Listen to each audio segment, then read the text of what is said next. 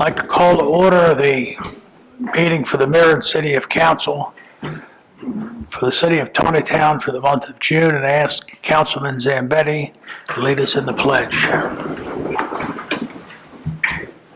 I pledge allegiance to the flag of the United States of America and to the republic for which it stands, one nation, under God, indivisible, with liberty and justice for all. Thank you, Angela.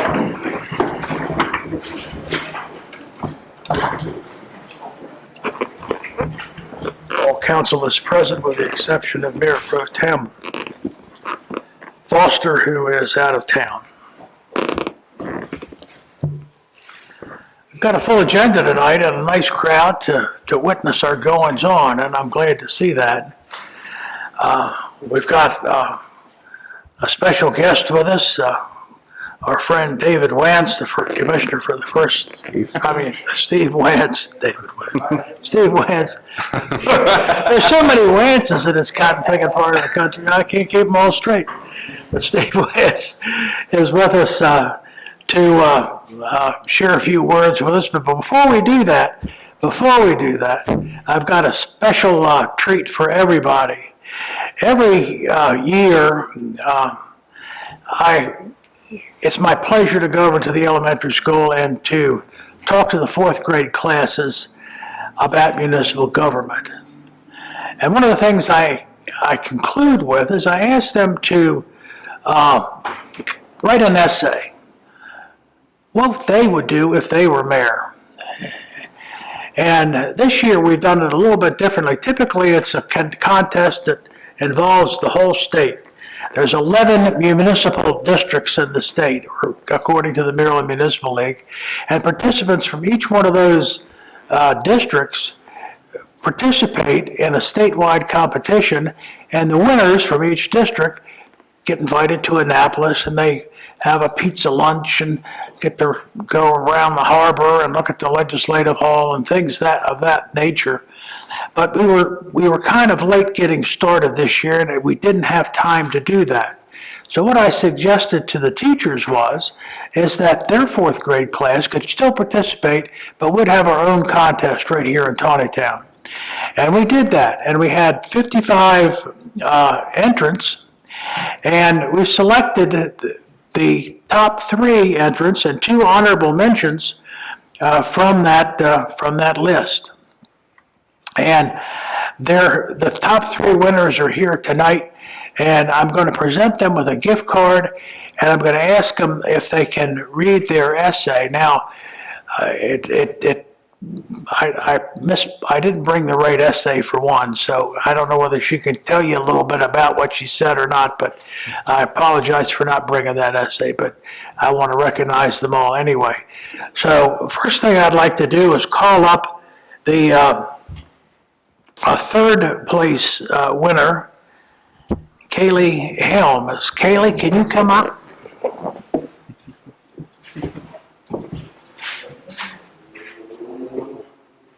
Kaylee won the third place prize, and she has her essay with her tonight. And what I thought I'd do is, if you could come over here to this low podium here, stand right behind here. This microphone so everybody can hear you. Just read your essay if you don't mind. If I were mayor, I would want to make people happy, so one thing I would do is make a track for running and biking. This is a good idea because since there is no good place to run, people run on sidewalks, curbs, and roads. People do not have enough time to get out of the way. And for bikers, they bike on roads, which makes cars get held up. The track would be an oval and have 2 lanes for runners and bikes. It would be located at plain land at Memorial Park, and it would be made by having lots of fundraisers and selling lots of things. This is a good idea because people could get run over by crazy drivers. Put a stop to this, please. Very good. Thank you. Excellent.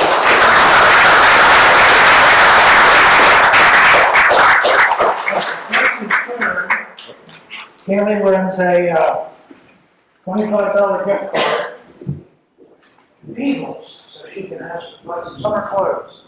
Okay? Thank you.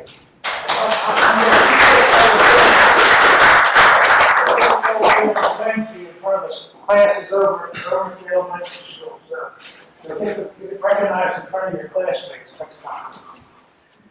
Next, I'd like to call up the second place winner, Sierra Rose. And Sierra's is the one that I messed up. I didn't bring the right paper. Do you remember anything about what you said? Well, it sure was good. Thank you very much. I'm going to give you a $50 gift card to Peebles, so you can get some summer clothes too.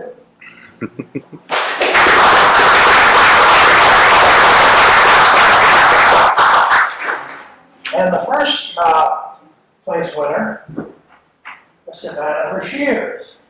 Savannah won the #1 place. And she has her, she already had her photocopied and in her pocket, so you don't have to worry about it. Could you read that for us, Savannah? If I were a mayor, I would build a golden corral in the space where the old Sheets was, because Taneytown has a lot of fast food places, but this is mixed. Golden Corral is a great food place. A golden corral has some healthy food like salads, fruit, and vegetables, and maybe some sweets. My favorite thing in that restaurant is the chocolate fountain. I love chocolate. The reason I want a golden corral is because I know the food is not good in the other restaurants, but I really want a buffet in Taneytown instead of going to Westminster or Hanover. I could come right into town. I love golden corrals, and I want one in the Taneytown area. Thank you very much.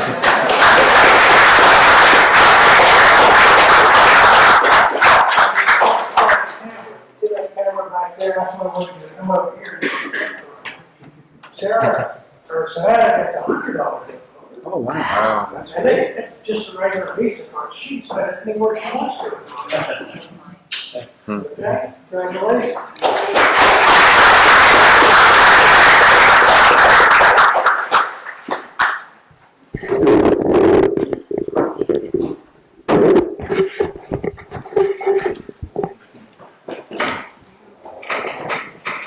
You know, the judging of this contest was done very scientifically. I just want everybody to know. And I really appreciate the help that council gave in selecting the winners. Of all the applications that we received, I divided them among our 5 council members and asked those 5 council members to select the best entry. And they selected the best entry, and I collected all 5 of those in their packets. And then I asked them to select 1, 2, and 3 out of those top 5. And it was amazing that they all actually, everybody came up with the same person, different orders perhaps, but the same person. So that tells you that your work stood out. It was a good essay, and that's not to say that all of the essays were good. Everybody that tried, everybody that sent in an essay was worthy. It was a very, very tough job to pick the ones that won. But we thank you very much for participating, and next year we'll try this again with the next 4th grade, the 3rd graders, the little kids right now. But you guys will be big 5th graders next year. So. Thank you very much. And now, we can hear from our Commissioner, Steve Lance. Please, if you would, please. If anybody that speaks this evening, just go to the podium. It just makes it I can do the little one there. Your mayor is kind of hard of hearing, and it just really helps that if you do that. First of all, good evening, everyone. Thank you again. This is a part of what I had promised when I took office, and that was to visit all of the municipalities on at least a quarterly basis to advise what's going on in the county.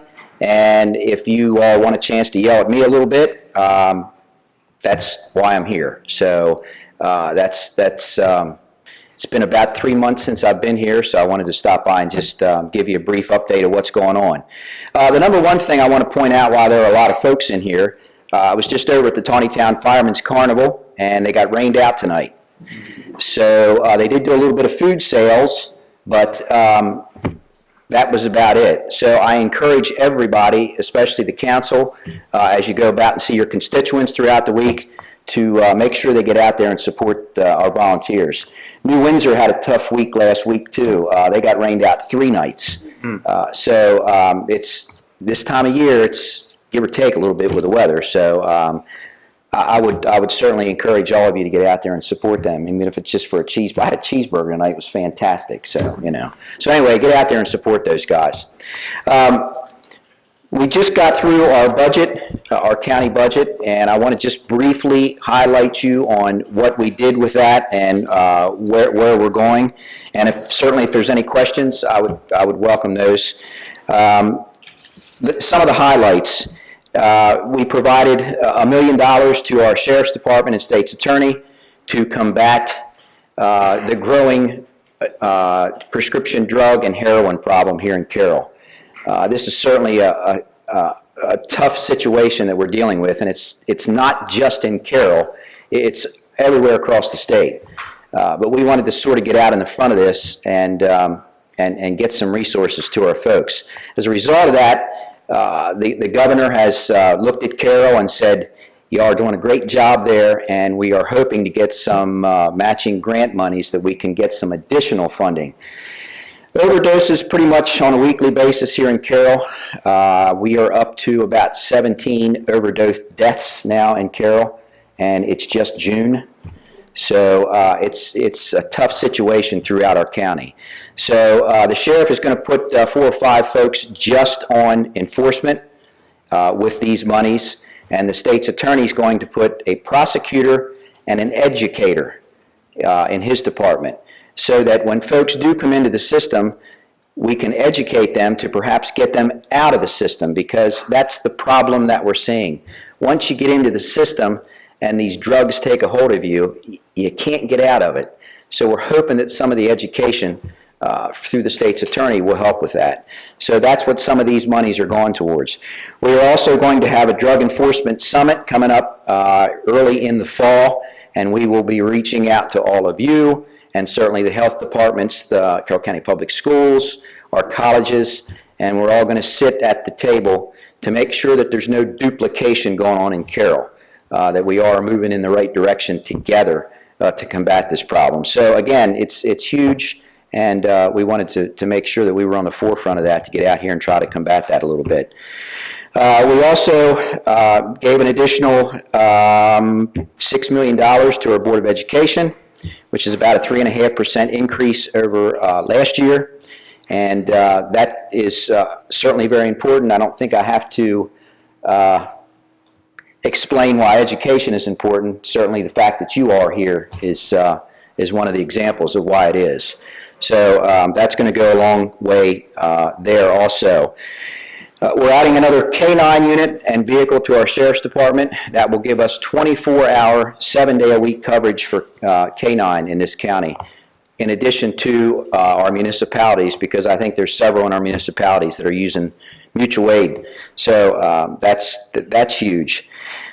Quite a few other things. One of the most important things I want to tell all of you that comes kind of close to home here is in this budget this year, I worked very hard to get included $190,000 to finally get a little bit more parking lot at the Taneytown Senior Center. That's been an issue for a while, and one of those problems that we were dealing with up there was stormwater management. And unfortunately, when the streetscape project went on, evidently the factions didn't get together and it was missed. So they didn't want, the state doesn't want the water running down the road into the system. So I think our talented staff at the county office building have figured out a way to get it rerouted over into the old Taneytown High School site so that stormwater management will go in a different direction. So we're going to see that very soon, and I know those folks at the Taneytown Senior Center have been begging for that for quite a few years. And it's not just to improve the parking lot, it was a safety issue up there. I don't know if any of you have ever been there or not, but if you pull into that parking lot and you get back into the back of it, you got to back out. There's really no way to turn around and get back out. So this will increase the size, allow for two-way traffic up there, and I think it's going to improve everything that those folks are trying to do up there. So we were very supportive of that. So there's some of the highlights of the budget. I'll certainly take any questions when I'm finished here. One of the other big things that's going on, the Public Safety Training Center in Carroll is almost complete. Thanks to our previous Board of Commissioners that approved that project. It is a state-of-the-art facility that is going to be huge with recruitment and retention here in Carroll. I think if you go to a lot of our fire companies, they'll tell you that their biggest challenge is finding folks that want to ride on the ambulance or ride on the fire engine. Before you can do that, it used to be in the old days, back when I started back in the 70s, they threw a pair of boots and a helmet at you and said, when the siren blows, come on down. Now it takes about 350 hours of training just to even think about jumping on one of our pieces of equipment. 800 if you want to ride the ambulance. So you can do the math for a person that has a family at home and is trying to get these classes at night. It can take forever to get approved to ride. So this will bring classes closer to home, obviously. It's on Kate Wagner Road. It is, again, as I stated, a state-of-the-art facility. And we're hoping that the ribbon cutting for that is, I think, on the 19th of July. So, again, it's going to do nothing but improve the facilities that we have in order to hopefully attract some folks that are really looking to become part of our volunteer fire system here. We are very, very lucky here in Carroll to have the system that we do. Just to even think about putting a paid system in place here, we'd start at about $70 million. Do the math on that. Not sure where that would come from. So we've got to do everything we can to maintain. And of course, it's near and dear to my heart because I've been volunteering since 1976. So it'll always be something that will be top of my list to help those folks in any way we can. Other than that, the county's moving forward. It's sort of a little bit of a down period now since the budget's over. We've got some little things coming up, but we're sort of on cruise control right now. I do want to point out that one of our commissioners, Commissioner Weaver's father just passed away. He was 95 years old.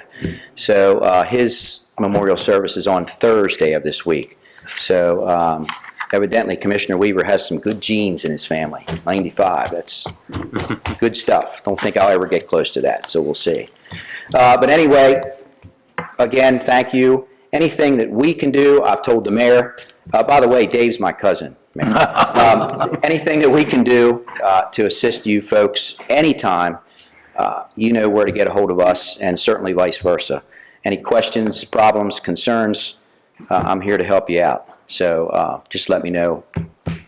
I have any questions for Commissioner Mayor? I do. Yes, sir. I have a resolution here from the local Republican Club, and the ladies' club here just passed a resolution, Commissioner, Okay. that asks you to vote and fight to save the Charles Carroll Elementary School. Okay. We feel the Charles Carroll Elementary School is would affect the attendance at Runnymede and our other elementary school, and the closing doesn't make any sense. We wanted you to have a copy of that. All right. Resolution. Are you prepared to fight for that? We think the Well, superintendent is against our local school in Silver Run and Union Mills, and we'd like to see a commissioner fight to save that school. Well, that's a tough situation, Don, I got to tell you.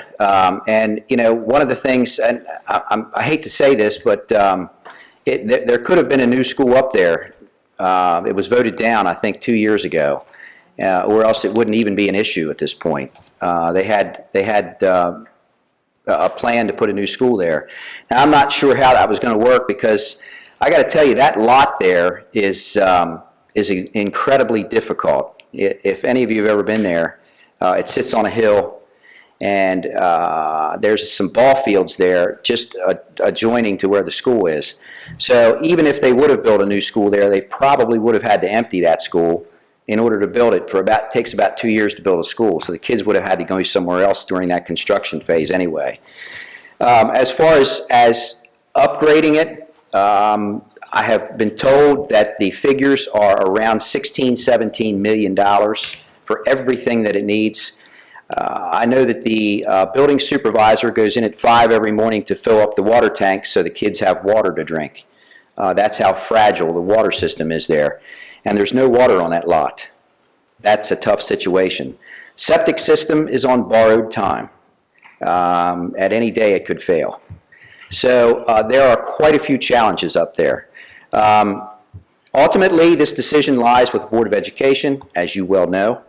But we are certainly watching it very closely, and I've already met with the parents on 2 occasions up there to do anything that we can do to try to help them through this process. So we'll see where it goes. There's about 271 kids that go there now, and I think, and don't quote me on this, but I think it goes down to like 230 or 240 this fall. So that the enrollment up there is declining too, which makes it a little bit of an issue when they're talking about maintaining the school up there. So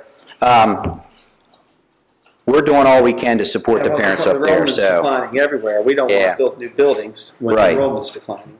So, you know, one of the biggest things that and of course here's another issue that kind of floored me. Typically, an elementary school costs anywhere between 22 and 30 million. We just built a training center for 7. Made a comment to the superintendent of the schools, I don't know, 2 weeks ago, and I said, gosh, if we brought in our own architects and our own folks, we could probably do it for a lot less.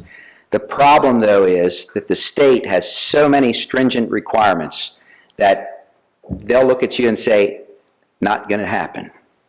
You go by our rules, and that's the way it is.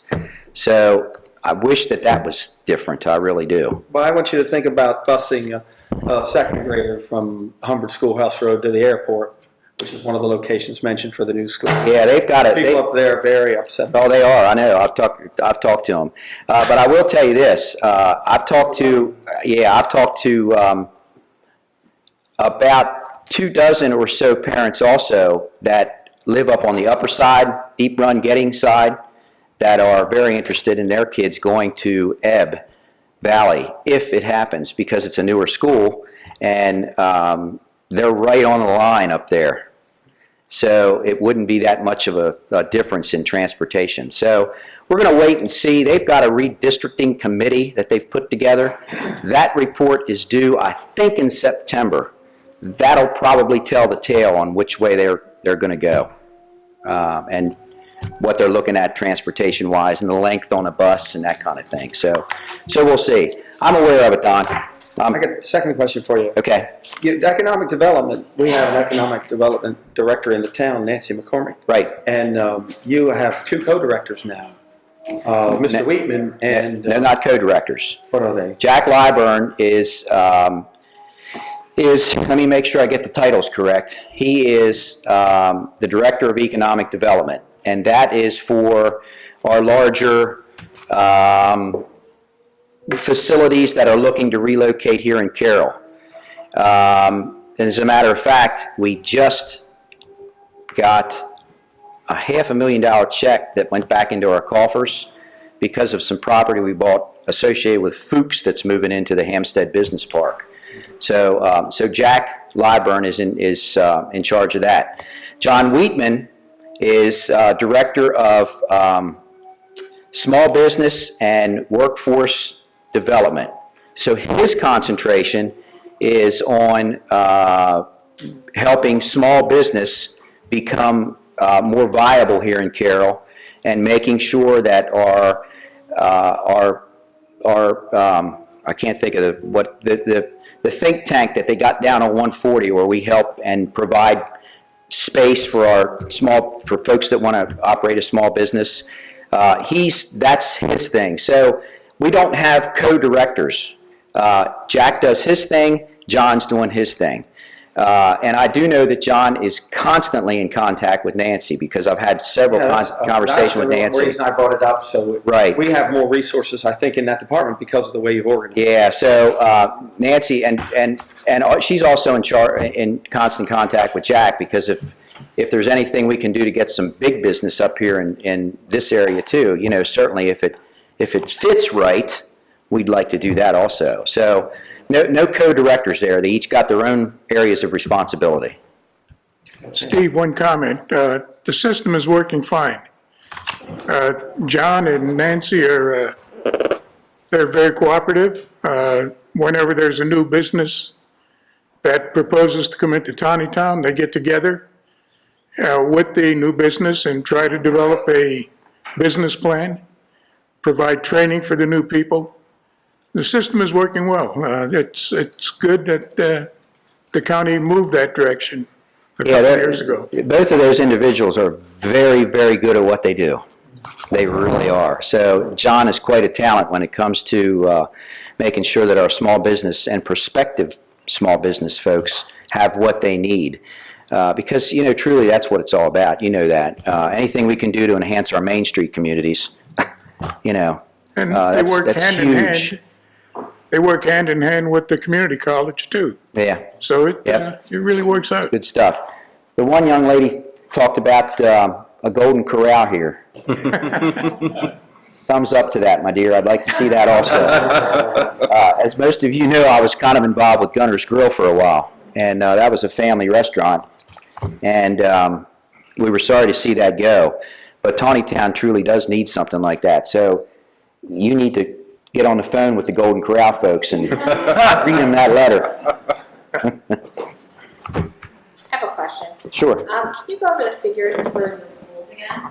What's the total budget for the school? The total budget is $69.5 million from Carroll. And what is the total budget for the county? The total operating budget, $357 million, I think. You're holding me to, don't hold me to these figures, but I'm pretty close.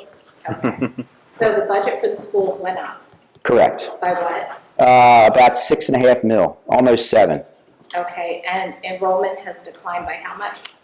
Geez, now those figures I don't know. I think they've gone down by about, I think I heard the figure of about 700 or 800 students countywide, I think. But again, that's more Board of Education numbers there. But I've got them, I just don't have them with me. So But I'm just a little confused. So we're spending more money to educate less children.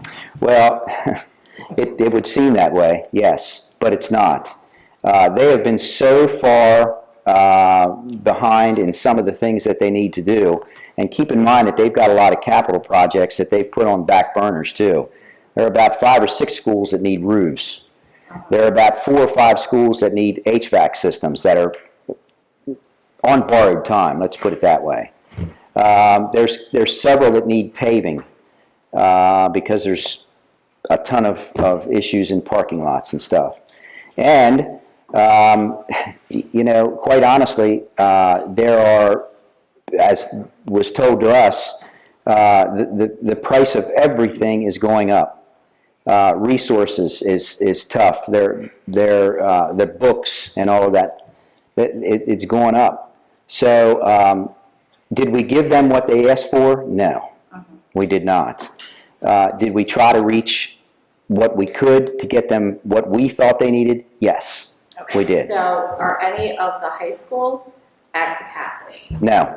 Okay, so but we built a new school, Manchester Valley. Well, yeah, that was how many years ago? I don't know how many years ago that was, but that's water. We didn't really need it. So what's the operating budget of Manchester Valley? $80 million a year? I don't know exactly what it is, but it may be close. Yeah, Okay. yeah. Now, I just went, surprisingly, I just went to 3 graduations. I went to Winters Mill, Manchester Valley, and Francis Scott Key. Surprising to me, with the exception of Winters Mill, they had about 370 graduates. Winters Mill, I'm sorry, Manchester Valley and Key were just in the 200 range, very close together. So, I'm not sure what that says, other than it surprised me a little bit because I thought there were far less students at Manchester Valley. But Yeah, but they Key's seem to always be. been small. Oh, yeah, I know. So- Yeah, I'm a graduate of there, so that was always one of the great things about going to Key, which is another point about Charles Carroll, Don. We've talked to the parents up there, and the ability to teach kids on a smaller class size is huge. And we have that at Charles Carroll already, with second highest scores Right. in the county at that little school. Yeah, and as a matter of fact, Great reputation as academics. yeah, there is. So, not to say that it's not going on all over the county. We've got some great things going on throughout our It's not schools the in one the to county. close, though, Yeah. because it's the only public building in the Myers district. Right. So, I see where you're going.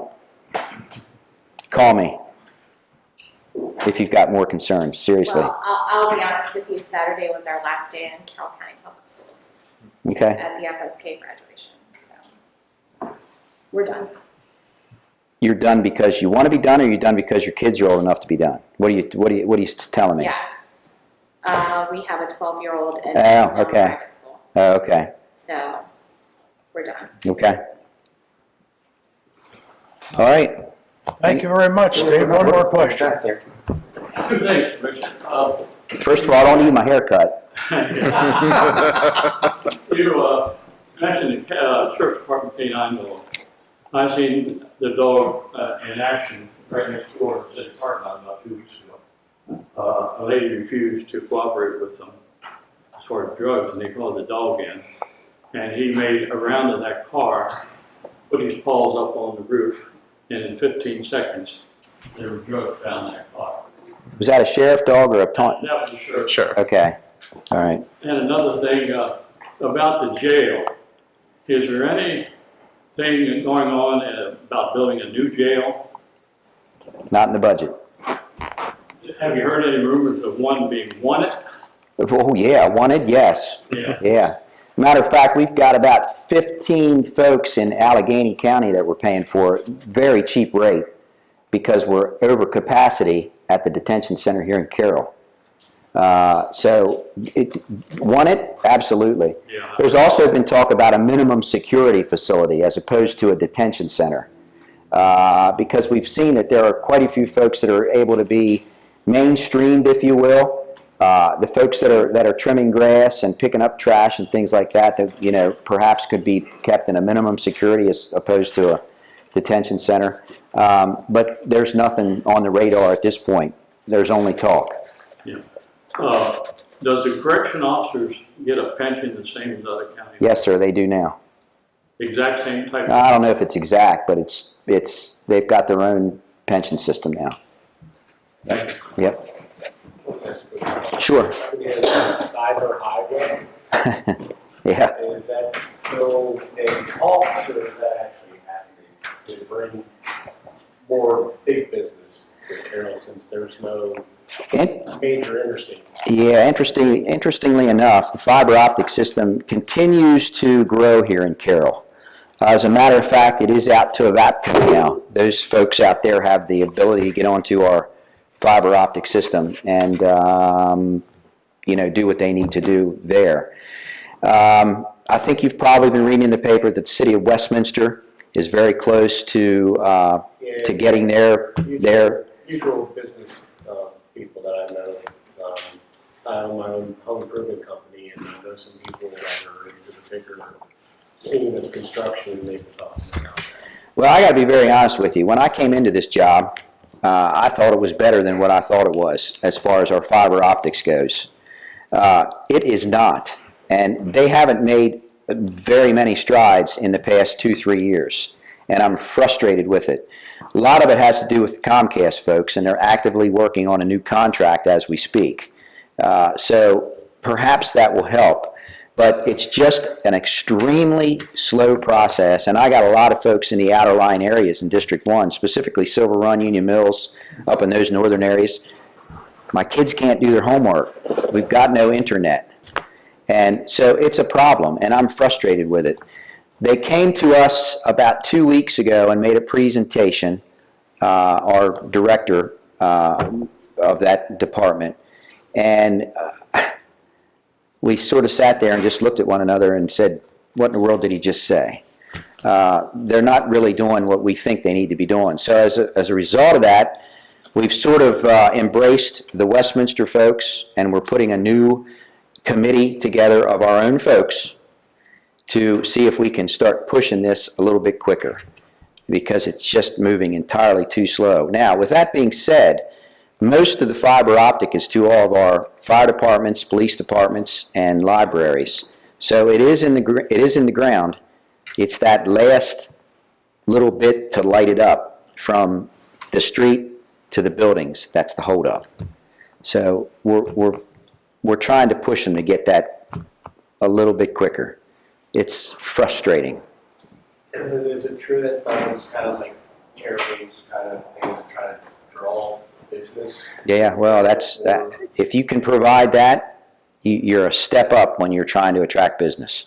If you can say to them, look, the infrastructure's here, you're a step up. So we're doing all that we can to try to push that. And that'll go, a long way with our municipalities too. I know it's to here, and of course it goes by here because it goes out to Evapco. So it's that last mile they call it. Trying to light up that last mile is the challenge. So we'll see. Well, that's a good effort. We need to keep after that, because that's something that's important that's huge. to everybody in the county. Yep. And you're right, Steve. We do have fiber in this building. We have fiber across the street, and we have fiber down at the police department.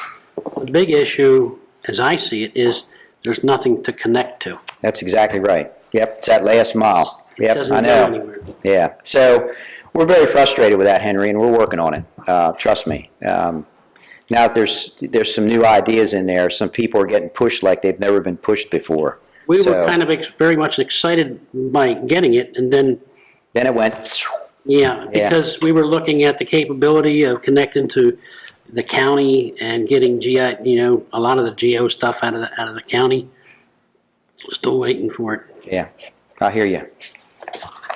All right, I've taken enough time. Thank you very much. Come again, and don't have to be 3 months. I know. I'll stick around if anybody has any questions. Okay, thank you very much. All right, let's move on. We have a little bit of time to make up, but we think we can do it. First order of business tonight is the approval of the minutes of the May 6th regular meeting and the May 6th closed session, both with corrections, and the minutes of May 11th regular meeting. Would someone care to make a motion to approve one or all of those minutes? So moved. Is there a second? Second. Is there any discussion? All in favor say aye. Aye. Opposed, like sign, so carried.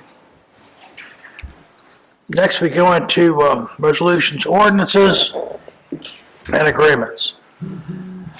First, we have for introduction tonight, ordinance 15-2015, which is an item we talked about at our Wednesday workshop, which is the draft of the flood management plan, floodplain plan management.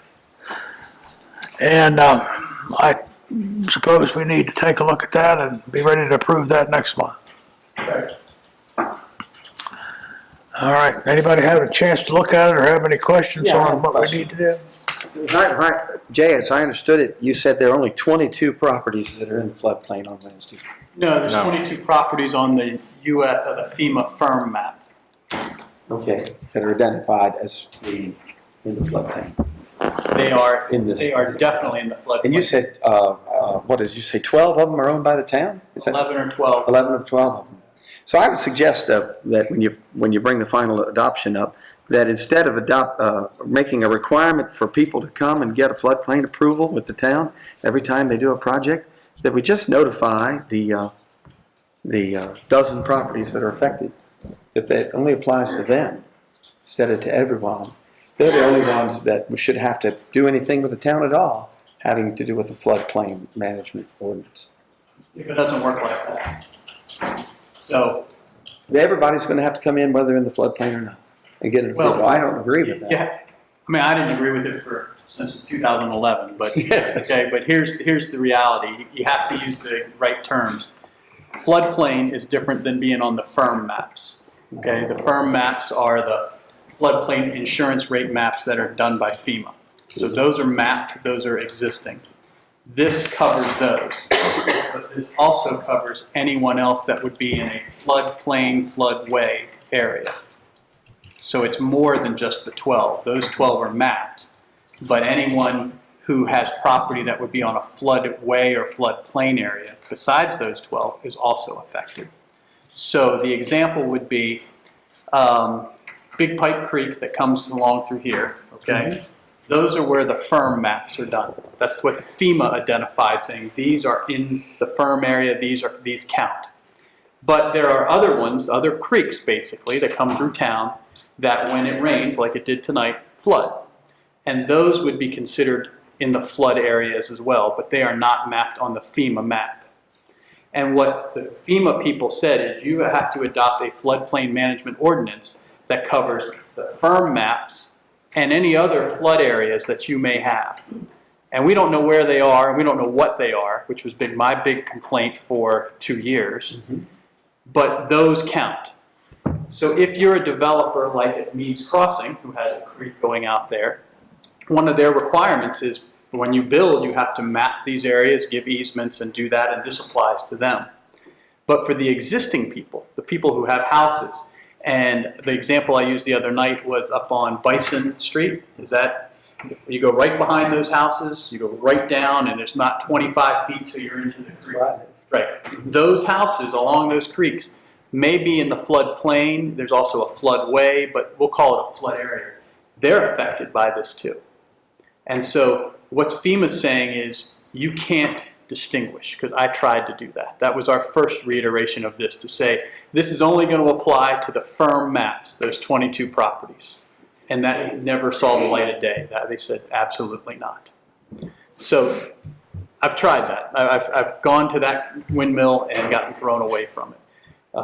It's quite complicated in how you understand it, but there was a presentation that I'm sure we could get you a copy of where our town engineer drew a map, drew a diagram that said, this is what each thing means.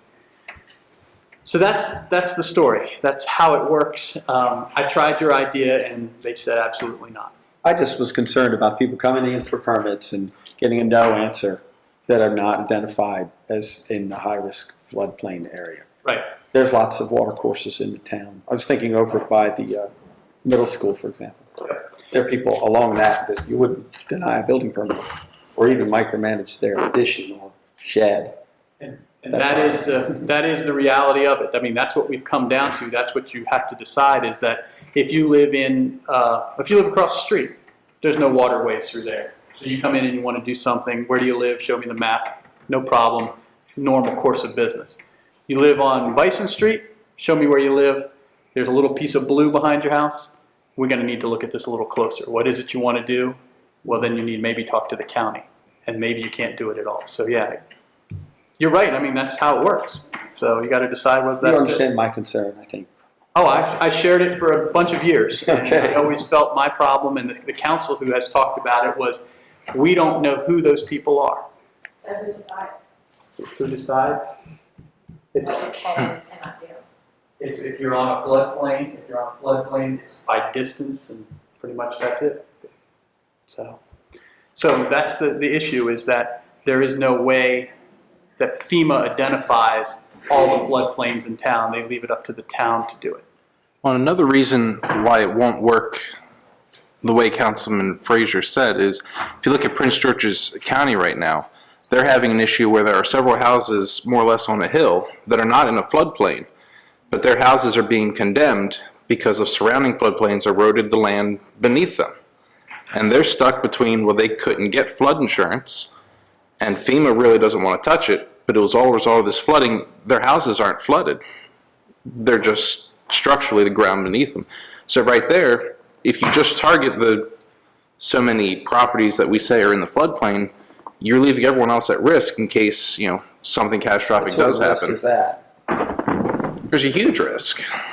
I mean, to deny improvement of a property, these that are, we're talking about an ordinance that would allow the town to make restrictions on the development of those properties. A primary benefit of this adopting the FEMA floodplain plan is that it allows property owners to secure low-cost flood insurance. Without it, they can't. Simple as that. It's 3, 4, 5 times higher to buy flood insurance outside the federal plan than it is within the federal plan.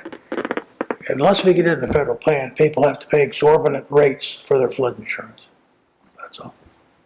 But I'm still confused, so who decides what you can and can't do on your property? Who from the city is deciding what I can and can't do on my property? It's the county ordinance that's going to apply. So it's not a discretionary. Okay, so you just said it wasn't mapped, but then you're looking at a map to see if there's blue by my house.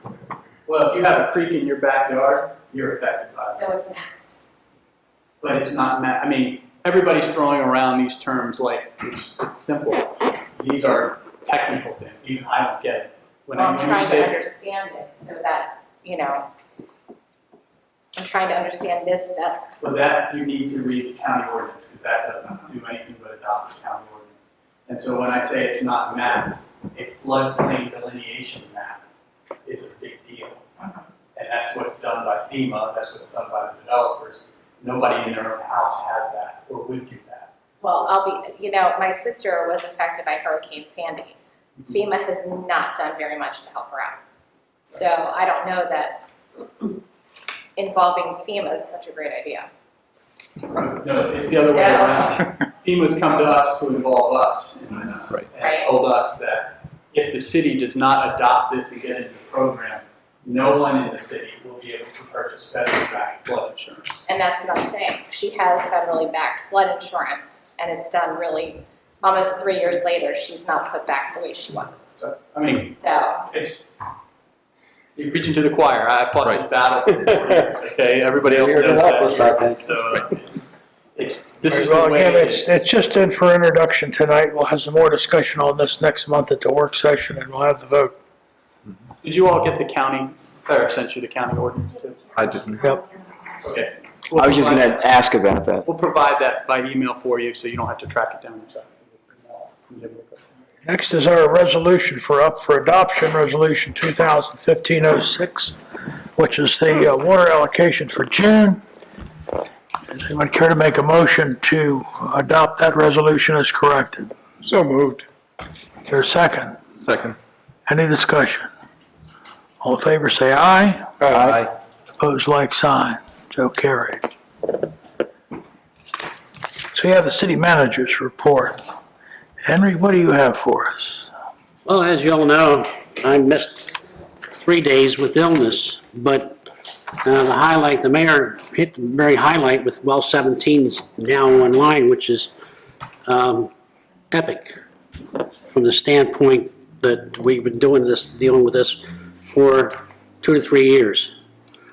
And so that's finally done. I'll be able to take this off my list. The other thing is the EDC, and that's basically, we just got an update on that from County Commissioner. We are getting ready to go out and bid a water billing system. We should have that out on the street by July 1, so that when the money is available, we'll be able to purchase that. The carbon filter change on well 9 is complete. We got a MIA grant to the tune of about $27,000, which is a pilot for LED streetlights. We had put in for a higher amount, but we got $27,000. And as you may be aware, we're now at the point where we can provide video. And everybody can look at these meetings, all the meetings online. Whereas we really only had the media center coming in on a quarterly basis. Every meeting we do now will be recorded. And feedback that I'm getting is that it's okay except for sound. And we are going to look into that. I think we have a solution for that already. Don't know how long it's going to take to implement it, but we do have a solution. As you recall, It's both on Facebook, on the city's Facebook site, right? right, And if you go to the city's website, under current announcements, you'll find it there too. Link it. or YouTube. That's where we put it out on YouTube. We have, you go to the Taneytown, whatever it is, and you, what the heck is that called? Got me. I don't know, I'm not really. On YouTube user channel. I'm sorry? On YouTube, it would be Subscribe, that's it. user If you channel. subscribe to that, what'll happen is you'll get notifications when new things go up as well. And that will not be limited to just the council. No, It'll be planning and zoning appeals, everybody Right. that. It's official. Yeah. if you recall, most, if you recall, the first time we had anything on this years ago, it cost $100,000 to equip this room. And now it's a fraction of that. Technology is just moving ahead. As you know, I met with Gregor Lehman very recently, and we talked about the reports with regard to completeness and knowledge of work when it's complete and done, and where we're up to date. Out of that meeting, there was some reports that were suggested to be changed, and we're going to present that to council next month. You'll have it in your packets. One of those is, I can tell you right now, is how you get this detailed report of each department and how it's spent. What we're going to do is provide a summary. And I will get the detail, so if there's any questions on anything, I can provide the detail. That's one of the things that we're going to be doing. But with regard to some of the, how can we tell when things are complete and done, is Gregor Lehman comes in and does their work where they check all the journal entries and make sure that they're done, and then they send us the report. When they send us the report, that means everything for that month is complete. Currently, what we're doing is we're doing that on a quarterly basis. So you're a quarter behind in some cases. Now, we can expedite that and bring Gregor Lehman in on a monthly basis, but I'm comfortable, but that would be more expensive. I'm comfortable with just doing it on a quarterly basis and then, letting you know when it's done. As a matter of fact, we're up to, let me see, March. It has been signed off saying everything is okey-dokey. So all the numbers that you see up in that one part where it's up to March, when the charts, the graphs, they're all complete now. Good. And that concludes my report. Questions for Henry? Any questions on the departmental reports? Let's move into the legal report. Jay, do you have anything further for us? Yeah, I have one new item and one I'll clarify from the last time. The new item is fairly simple. This old Chic site down here by New Hampshire State Bank, remember we had required to MDE about the closing report that they had to do with the tanks, because there used to be a gas station. And that was a year ago, maybe 9 months ago, a while ago. And we finally got a response back. And the bottom line was they explained a lot of hydrogeological stuff, and we sent it to the hydrogeologist, and the hydrogeologist translated into English, and basically said that MDE is saying that unless there's anything we can bring that's relevant, they're ready to close the site, and it's the closing letter, that the condition of the soils is as it should be, there's no contamination. Our wells are more than, it's like a quarter-mile away, and that's what our concern is, obviously, is it getting into the drinking water. Not that there's anything to get into it. And MDE and the hydrogeologists concur that the hydrocarbons, MTBE and one other alphabet soup thing, will not travel that far to the wells. So unless we're prepared to do something beyond what we've ever contemplated, there really isn't anything more to do, and that site will get closed out. And it seems that we've registered our concerns, and they've accepted them, but there's nothing really there. So that's it. That issue's done as far as the MDE closeout. Any questions on that? The other one I wanted to clarify for you was the letter to, I'll call it Dollar General, but as you know, it's not Dollar General. And I'll give you the name of the people, just so you know. It's ACDH LLC. So isn't it easy to say Dollar General? Okay, but the letter to them has not been drafted. I haven't even talked to Jim Weeprick except for sending him an email saying this is where we wanted to head. But I wanted to give you a little bit more background because in talking to Jim Weeprick, it became kind of obvious that I used what I thought was language we could understand, but I want to make it very specific so you know what we're talking about. When I say easement, an easement in layman's terms is any type of encumbrance on the property. Okay, so when you think of easement, you think of a road, you think of somewhere you can walk through.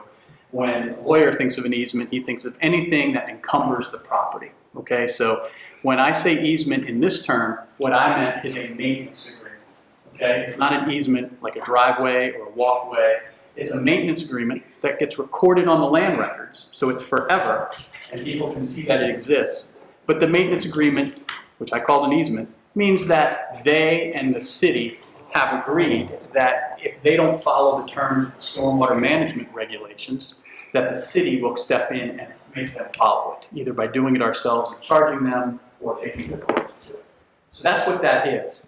There was also a question in my mind of, did I lay the foundation for you correctly of why these people should do it? Because I just told you it's been frustrating, we've been after them. But when they entered into a public works agreement with us, and the public works agreement is what governs what they need to do, the final agreement was agreed to and recorded on March of the 27th, I don't think it was recorded then, but March 27th, 2013. Okay? So that agreement is after the adoption of the Stormwater Management Code, which is in your code, it's 173, and that code was adopted in 2010, September of 2010. The terms of the Stormwater Management Code basically say, and you have to read through it, but I can give you the relevant sections that where people say this. It basically says that no person shall develop any land for residential, commercial, or industrial or institutional uses without having provided stormwater management measures and control runoff for such developments. And it goes on and basically talks about what those would be. One aspect of that comes later in this section, which is 173-10B, and that's where you find maintenance agreement. And maintenance agreement says prior to the issuance of any building permit for which stormwater management is required, the city will require the applicant or owner to execute an inspection and maintenance agreement binding on all subsequent owners of the land serviced by a private stormwater management facility. And it goes on and on and on. It talks about the term of that.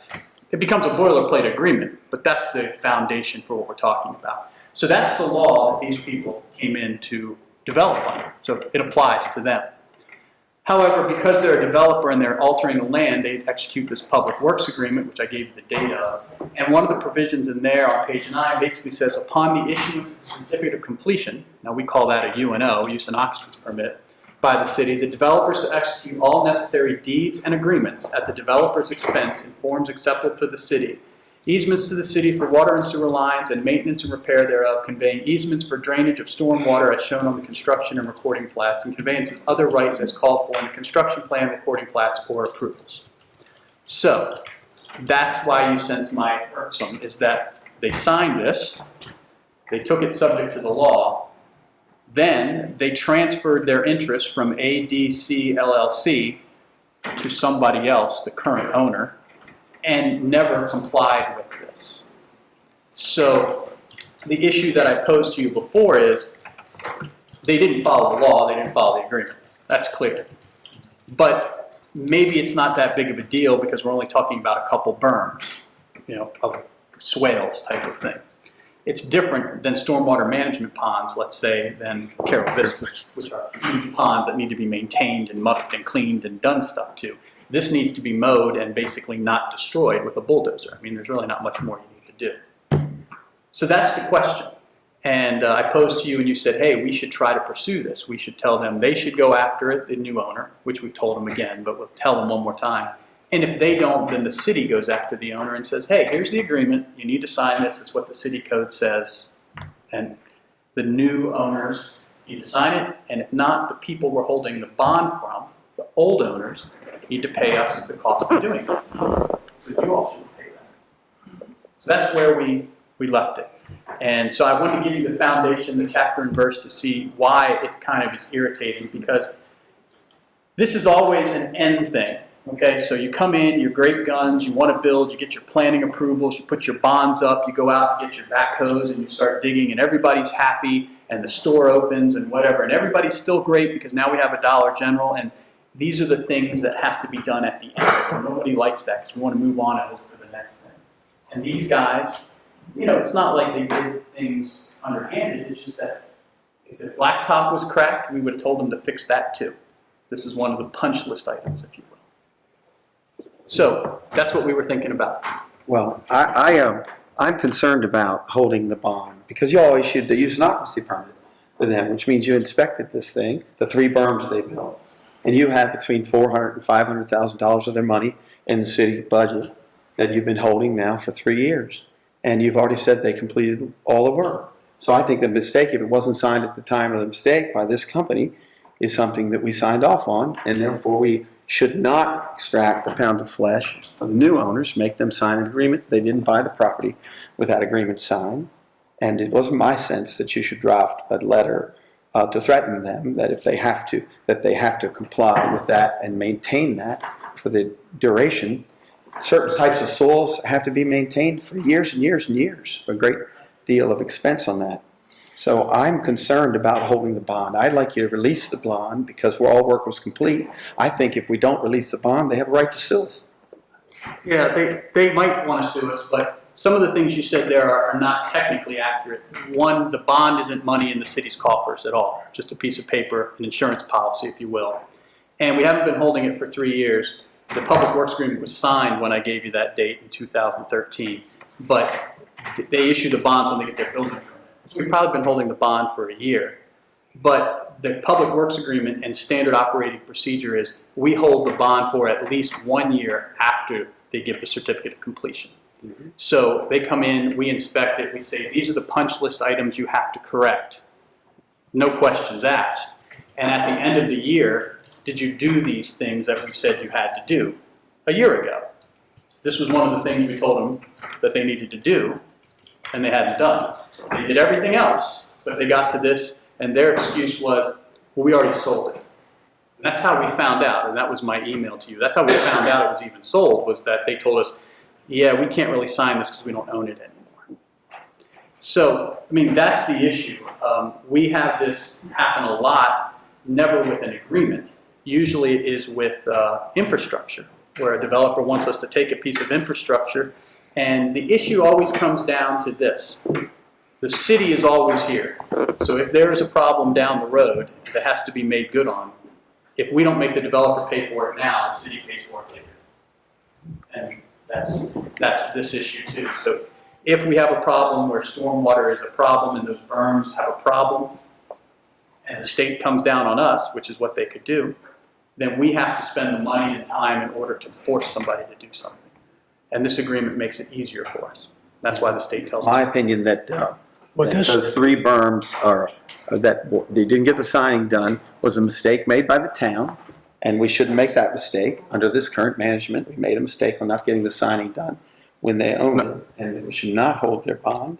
That to do so is to extort them for the maintenance agreement. I mean, I make a motion that we don't hold the bond any longer and don't write a nasty letter to them. They're very upset by the requirement being put now.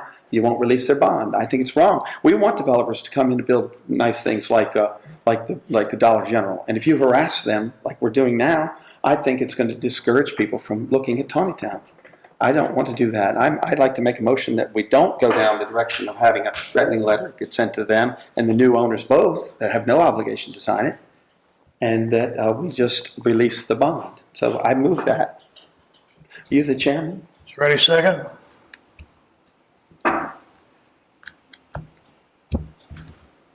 Hearing nothing, the motion dies for lack of second. Question? I have a, sorry. Would not the fact that they sold the property to another party create with an impediment on the title be protected by title insurance? I don't think it's going to be protected by title insurance because there's no money, there's no loss that a title insurer could pay. But, I mean, that's the fine details here. And I guess what I'm getting at is that the town has had no dialogue with the new owners. And lawyers haven't been involved, which a lot of people think that's a good thing. But in reality, the professionals here look at it, you're right on the right track. This public works agreement isn't a secret agreement. It's recorded on the land records. The people who bought this take subject to this public works agreement and the things that are contained in it. So they might not have read it, they might not have thought it was a problem because the prior owner should have taken care of it, but there is notice that these things had to be done. So they are not bona fide purchasers, as the case may be. They do have some unclean hands because this is a cloud. Not something that title insurance could deal with, but a cloud. The issue that I have isn't one of fairness or showing, it's the fact that no one has made an effort to talk to the new owners to see whether they'll do this. And that seems to me to be the problem here, is that the old owners are saying, hey, we didn't do it in time, even though we know you told us to, but we already sold it. They talk to the broker. That's like talking to the guy that sold you the house. Why would you talk to him? That nobody has even written a letter to the new owners saying, hey, these are the requirements of the law, and this is the agreement we need you to sign, and we need you to talk to us. Well, that's a good point. You could do that, see if they would agree to sign. I mean, and I don't know whether it should come from me. It gets a little more adversarial when You would have lawyers involved. Right, but the idea is, before you draw down on everybody, shouldn't we contact the new owners and say, look, this is the story? Sure. Now, You there's think a you can cost do that. involved with that. I mean, when the city staff does it, that's one thing. But when things escalate and we start, I mean, they're costs. You send a registered letter, that's $5. Okay, maybe it's not a big deal. But when you start to involve lawyers and things like that, there's a cost involved. And the idea is, who should pay that cost? Not the taxpayers. They didn't create this problem. Well, that's exactly right. I mean, it comes down to this, to the final analysis, either responsible parties pay for it, or the citizens of Taneytown pay for it. And I don't want citizens of Taneytown paying for it. That's Normally, the my bottom thought line. is, in this situation, there is no way we're losing this. Okay, this is in the law, it's in this is not, this is more of a, do you track, it's like a bounty hunter, okay? Do you track the person down, and once you catch them, you know they're going to jail, right? It's just the effort of tracking them down. These aren't bad guys. They did a good thing for Taneytown. We're not calling anyone bad guys. This is just simply housekeeping, and this is how business is supposed to be done, that this needs to be done. And we have tracked down others. That's the thing. We have done with this with everyone else. And so my recommendation before was to bring it to your attention because they have asked for their bond to be released. There's no reason we couldn't ask the new people. But if you release the bond, then you have no leverage to get paid if you have to. I would be fine if you would approach them. Well, our contract was originally with the people who had the bond, right? Yes. Yes. So, as far as we're concerned, their omission when they sold the property is their responsibility. Yes. And So why don't we just tell them that? that's my thought would be that either, I mean, it's very simple and somebody can put it in nice language, but it should say something like this. If you don't contact these people, we are, and we're going to make you pay for it. Sounds good to me. Was that? I mean, in nice words, but that's the idea, yeah. Put a smiley face on it. Because they really, to my knowledge, they have not made any effort to contact the new people. Right. So that should be done. If they come back and say the new people, and we've dealt with this, the new people are an offshore corporation that we can't reach the principal, they're not just returning our calls, it's impossible for us or you to do it, well, then we come back and we'd be reasonable. I mean, but at this point in time, So that's what I wanted to let you know, because there really Jim. wasn't any action on that. So I just had one question with regard to the precedent, right? You were saying that there were a list of, punch list of things that needed to be done, right? If, and I remember talking about this Wednesday night, that if we set a precedent by not, going after or not, reminding these people that they need to do this, is it possible that in the future some company could come and buy a parcel of land, right? Build it, not check off any of the items on those punch lists, sell it to a new owner, and then the new owner comes in and says, well, there was a precedent for this. You didn't make the last company, pay for any of the stuff that they had to do on their land, so it could be kind of like this almost like a spiraling situation, right? And that's our issue, is that we have tracked down Kenny's, when Kenny's built, and said you need to do this because their stormwater's under the ground. They're connecting Road A where they tore the movie gallery down. Everybody's familiar with that. You would think, wow, they're just tearing the building down and putting a road in, but that has stormwater management implications. They have to sign one of these. Carol Vista, after the fact, because Carol Vista was built before this law was enacted, but we went to them and said, hey, you got to do this under state law that we're enforcing. And they did. Everybody wants to understand what it's about, and nobody wants to be bothered with it. That's the whole thing. This doesn't add to the Dollar General's business or Kenny's business. It takes away. Well, a little example, okay? If you're looking at the entrance to Carol Vista, on the left, there's a stormwater management ditch, okay? About 10 years ago, Pulte, before they left the place, had to clean that ditch out because it was overgrown. It is overgrown again. Somebody's going to get caught when an inspector comes around and says, hey, what happened to this ditch? That was not one of our agreements. Our agreement only pertained to the stormwater management ponds, not the ditch. So I don't know what we do about that one. And to give you the stakes, because I guess we're looking at it as in black and white, but step back and look at it. The state enforces the stormwater management law that nobody liked, but everybody had to adopt. And our choice was, let the state come in and enforce this, or adopt our own and we do it. And we felt that the city at the time would be better to enforce this because we know people and they know us and we can be reasonable as opposed to dealing with MDE in Baltimore. But the reality is, eventually, and nobody said this in stone, but you know how the state works, eventually the state's going to ask you, how many waivers did you get? Because we're allowed to give waivers to this. What are your stormwater management regulations? This all fits in with the NPDES MS4 as well. So there's going to be an accounting, and if the state says, well, you're not enforcing our ordinance the way we wanted you to, it'd be like the tree ordinance or the sediment control, they can take that authority away from us, and they'll enforce it then. Now, maybe that's better because we're not in the middle, but I think it would be worse. And that was the theory, that we would rather be the ones because we know what's going on here as opposed to the state. So unless you have some direction, my thought was what we had said the other day was Jim Weeprick is going to contact them because it should be at that level first and write a letter and see what happens. In the meantime, this bond is there.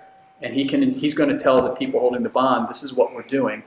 There is really no reason why, if they wanted to come in for a partial release, which is what I said on Wednesday, they could.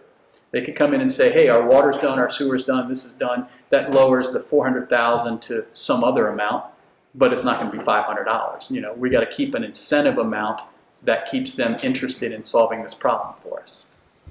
But that will be subject to something else down the road. So right now, just FYI and action is the letter. Anybody have any better ideas? I think we should have Jim Wyprick draft a letter to them, get that ball rolling, and then open the discussion from there. And those are the only two things that I have. Everything else we talked about the other night. Anybody have anything for Jay?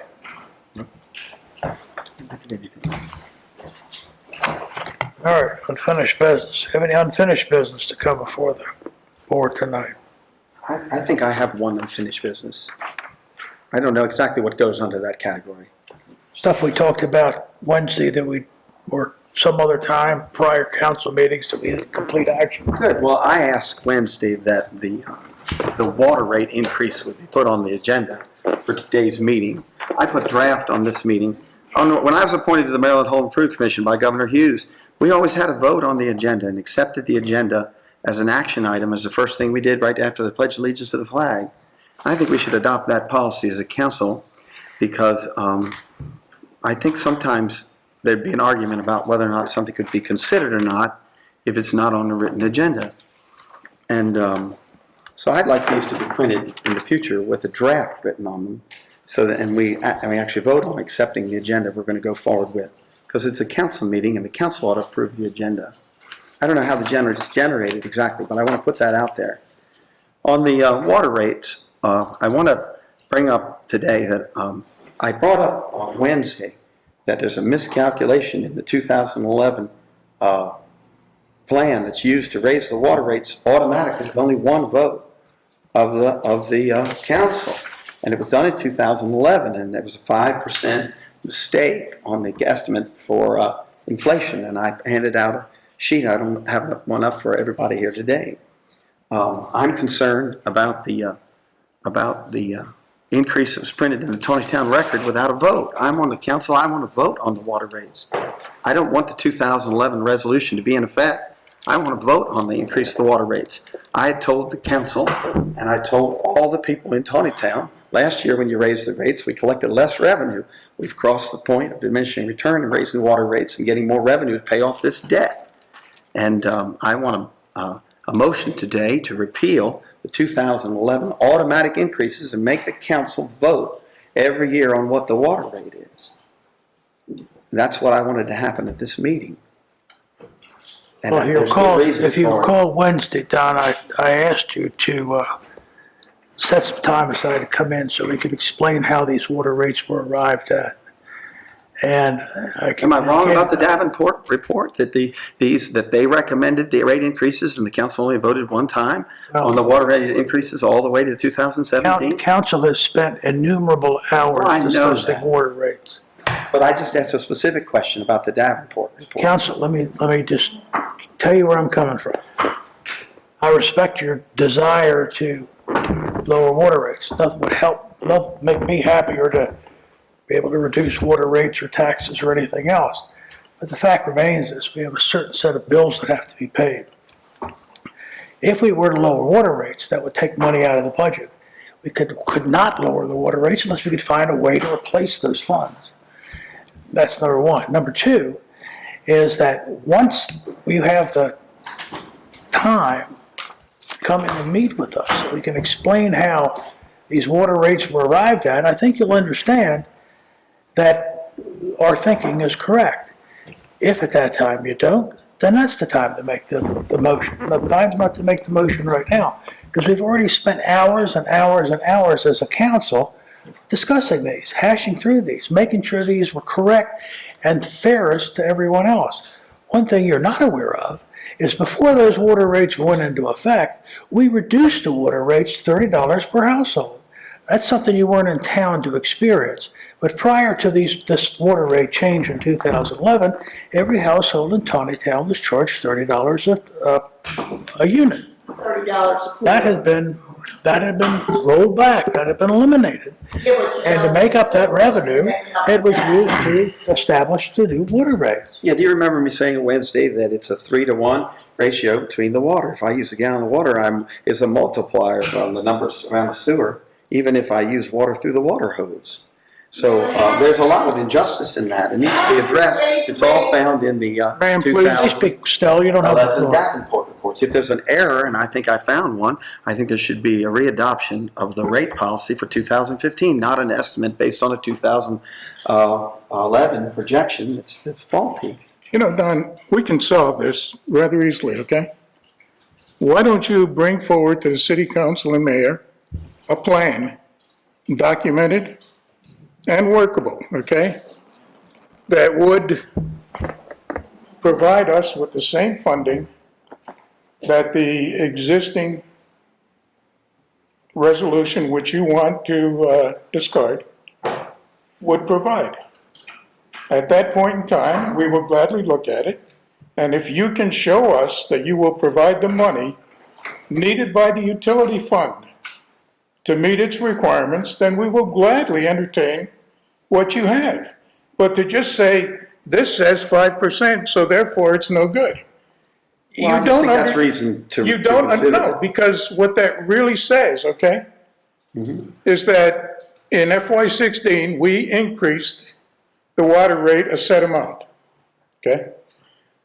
If all the assumptions work right, Okay, then in FY17, the only thing you should have to worry about is any increase to the operating budget. Because we should have covered already the debt service and interest payments. If all the assumptions that we made work out right. If they don't, you still need the money to cover the cost. You're not going to default on the loans. my point is or the bonds.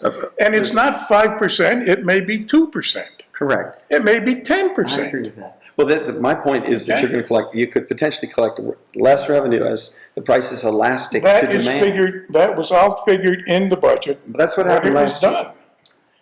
Okay, and there's a number of reasons for that, and one point that you made was, well, we can subsidize it with the general operating funds. That's not gonna happen. Well, that happened in Manchester I this don't past care year. what happened in The Pacellis Manchester. told me just past Tuesday, Well, Lauren, that's that we Yeah, look at Manchester all has the a budget different and put chart. things in Each the town enterprise has a fund. different But chart. I have some ideas about ways. But do you think that Further discussion. do you think my tax money should be subsidizing Evapco's use of water? No. No, I'm not talking about that. I'm talking about looking at the budget and coming up with savings that we could put in the enterprise fund to lower the cost. Not if they're in the general operating fund. They're gonna stay there. I'm I have not gonna questions subsidize the about other where one. the flush tax is collected and spent. I have questions about the $14,000 impact fee. I have questions about the antenna on the water tower. Where's the rent for all the Did you cell look at phone the budget? antenna? Yeah, I looked at it. I You know the didn't find answer. it? A good attorney doesn't ask a question unless he knows the answer. You to didn't it. find it? I did. Did you find it? There's lots of money to lower the water bill. That's my point, yeah? Angelo. Not if it's in the general. All right, this is going on too long. Well, I want to make a motion Don, under unfinished please just- business to repeal the 2011 formula for the satisfy rate me. increase of July the 1st. The budget has been passed, including the, Well, it's a new increase. council now, and I'm nothing concerned we about can the do water. about that. The budget is in stone. It's done. Never listen to the people. It's finished. We Mayor, passed it. will we be allowed to? I made a motion to repeal the sorry? 2011 Davenport report for the adoption of the current water rates found in the Taneytown record, July 1st, that never came to a What vote. you can take out of the budget, Don. You can't just pick and choose. Well, we'll just have to get busy and do the work to find the funds. Well, that's all. what I'm If we saying. repeal it. When you come with us, you come to us with. It'll be in effect. It's July the 1st. You already printed it without a vote. I didn't get a chance to vote on it. I want a chance to vote. We really don't, to be honest with you. You care just about printed the you rate voting for it or increase. not, Okay? Without me being. All having you're any looking point. for is a way to get out of your promise that you're going to repeal the bill, the rate. And Joe's Resolution. promise. That's all you're looking for. And Joe's And promise. I will not allow that to happen because We have a difference We of are opinion not about gonna- whether we can do something. we are not going to end up going into a fiscal year without knowing how much money we have. I'm not may advocating budget that way. irresponsible spending of money. I'm advocating I'm not talking about contributing to the irresponsible. enterprise fund to pay off the debt We and to lower the rates. won't accept irresponsible motions either, Don, and that's what we're looking Well, at it's right not- here. you're not on the Here's an council, Mr. Mayor. irresponsible motion. I made a motion. It The needs to mayor be sets considered. We didn't get a second. Do we have a second? Why are we discussing this? We didn't have a Don't have a second. Well, second for discussion, but let me say that I think it's a good idea to be able to present an alternative plan. And I would be willing to work on that with you to present an alternative plan to the interest rates that, were on the sheet. So would you accept I'd be happy. another month before these rates go in? So I have another council meeting to come to. They're going to go into effect July the 1st. The town is going to print the forms to mail out to people unless we act at this meeting. I know, but To meet our budget, the rates have to be as specified. Will you give me another month to No. prepare that? No. You don't have another month by And law. then move this date to August 1? I moved the And I motion, I moved the motion No, to there's a table, motion and a second already on the table. and I can table that motion, okay? I make a motion to table Councilman Frazier's motion. No, you don't vote on the motion. Yes, we do. I can call for division under Robert's Rules of Order, and the chairman is All right. supposed to call the roll. It's been moved Okay, and a motion's seconded. been made and seconded. It's been moved and seconded that the motion be tabled for further discussion. Now, I have a motion and a second on the table, and you can't table it just because you say so. You have to call for the roll. If I call division under Robert's Rules of Order, and the secretary is to call Oh, I the did. roll, and we're going to have a vote on whether or not the 2011 rates I understand. should come. Moved and seconded, we repeal the motion. I'm familiar with Robert's Rules of Order. You can't Order. silence a motion Is in a that second. even possible? You Can we have- do that legally? You have a motion and a second, so. You just have to Councilman vote. It's going to be 2-2, okay? Councilman Frazier. Councilman Frazier's motion was seconded, it's a valid motion on the floor. However, there's a subsidiary motion which was made by Councilman Wance. That motion needs a second. Did it get a second?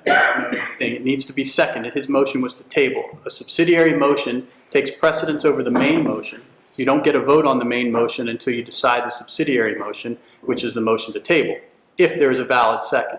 The discussion then is on the motion to table, not under the underlying motion.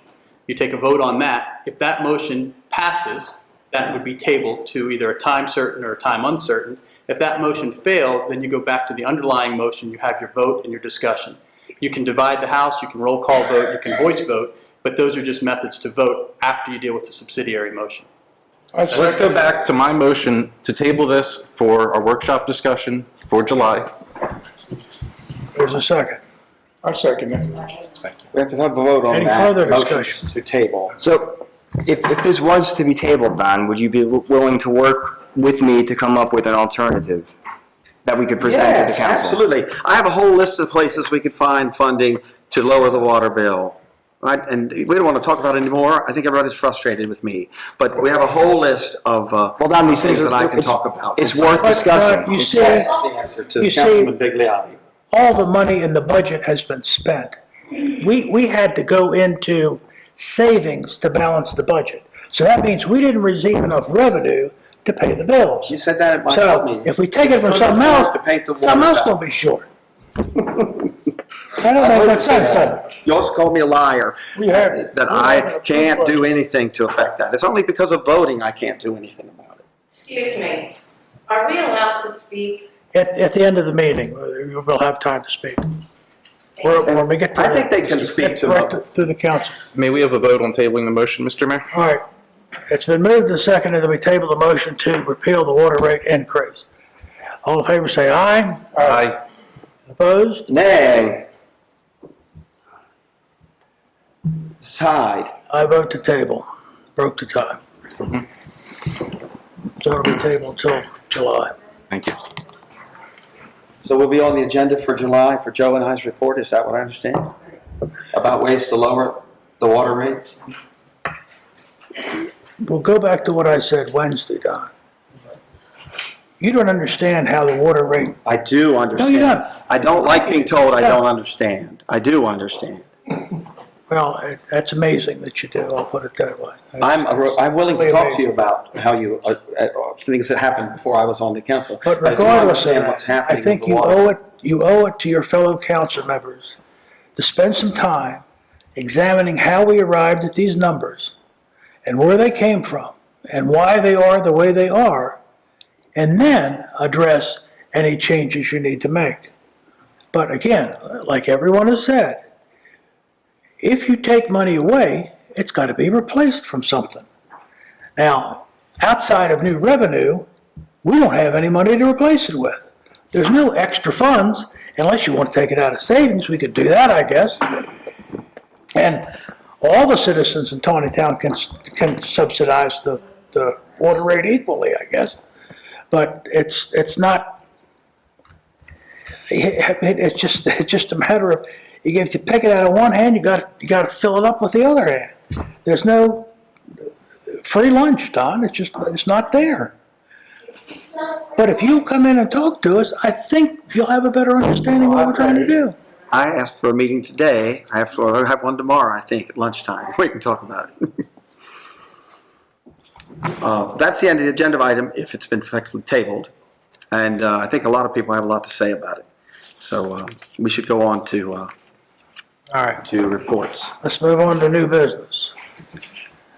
Anyone have any questions on the monthly financial report?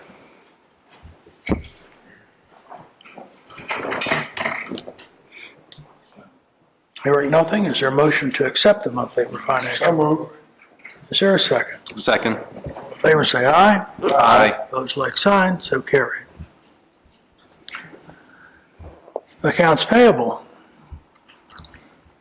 Is there a motion to accept the accounts payable? So moved. Is there a second? Second.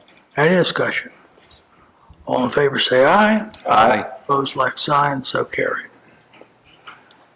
Briefly, we've run way over tonight, so let's, actually, we haven't. We're pretty good. Let's begin with council member reports with Joe this time. Nothing this evening. I Brad? think we had a great day on Saturday with the Celebrate Taneytown Day, Absolutely. dipping out root beer floats, and it was a very pleasant day. Beautiful weather, a little windy at times, but the mayor and myself, Councilman Vigliotti, had a good time meeting people and handing out ice cream. I tell you, if you all want an ice cream float, you come see one of us. Absolutely. Good show. Absolutely. I agree. Don, what do you have for us? I don't think I'll report anything at this time. I want to make sure the people who came tonight have an opportunity to speak before you move for adjournment. There's a lot of people concerned about what's going on, There will bringing be this time. without a vote. There will be time. Angelo? Just in case any of you people have fifth graders at the elementary school, right? The mayor had them over here for a day, and that video is also on the website. So it's nice to see the kids sitting here and talking, and it's something you ought to look at. This whole chamber was full of fifth graders. It was amazing. It was a wonderful, wonderful time. As a matter of protocol, I think when you take photographs, you ought to invite the council members up to take pictures with them.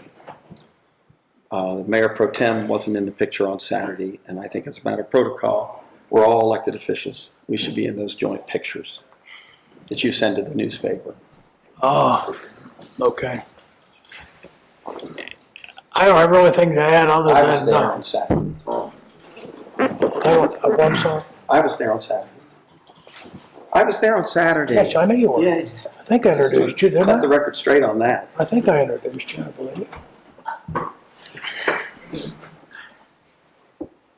Right? Okay. I just want people to know that. Actually, it was a very good turnout generally. We had a steady stream all day. And the downtown merchants put in a lot of effort, and our own Nancy McCormick put in a lot of effort, and Lauren Wyprick, who's a spouse of Jim Wyprick, our code enforcement officer, zoning administrator, did a lot of work for this too. So we're very proud of the accomplishments that occurred Saturday. And as I say, if you didn't get a chance to come down, make sure you keep your eyes open for the next event. It'll be well worth it. I think in the future, if you don't schedule it the same day as graduation from FSK, you probably have. That's right. Yeah, It was, I know. In fact, one of the prize winners was a senior and was at graduation, and I certainly wouldn't want him to miss graduation for that. But, there's just so many days in the month, I guess. Now, folks, it's your turn to speak. Who would like to say something? If you come up to the microphone, identify yourself and where you live, please. Sorry, I came specifically tonight because I'm concerned about Taneytown. We moved here in 1987. We've raised 4 children here. I have 5 grandkids. We want them to be able to come to our home, but if the water bills continue to... Excuse me, I didn't catch your name. Pamela. Pamela? Okay? And live in We've Taneytown? exchanged several emails, and you have been extremely kind in your emails and extremely helpful, and for that I am very thankful. However, I think that when you all do review, Don and Joe, I do think that as you review the situation with the water and the water bills and the continuing increases, that you need to think about the future of Taneytown. I am very concerned about the fact, and you, sir, brought it up, do you want to be paying for Evapco's water or FlowServe's water? No, you don't. But what's going to happen if we continue the way that we're going? All of the middle class, normal guys like my husband and I who moved up here because it was cheaper and we made our home here and we love Taneytown, and I won't tell you where I live, but it isn't the best neighborhood, but we love our neighborhood and I'm very proud of where we live and how our kids have come out from here. However, if you continue to increase the water rates, we're not going to be able to live here. I'm going to have to sell my home because I can't afford my water bill. And that's exactly what's going to happen. And the affluent people who are able to afford the water bills will stay, and more public assistant people will come in to live, and these people will be paying with their taxes for the rest of the people to live here. And that's exactly what's going to happen. I don't live in a great neighborhood as far as crime is concerned. So I see it, and I see people on public assistance not taking responsibility for what I took responsibility for. I don't want my tax dollars paying their water bill. I've paid my water bill for 20 plus years.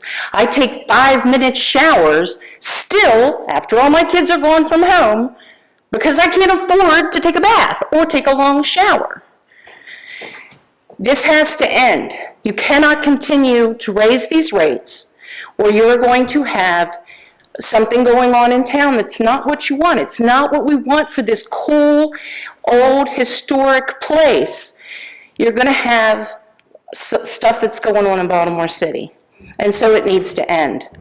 There's something out of place here. My water bill went up to $500. Let me say this. When we bought our house in 1992, our water bill was $9 a quarter. That's what the homeowners that we bought from told us the water bill was. They were a family of 4, we were a family of 6. I had twins and diapers, cloth diapers. Our water bill really went up to about $12.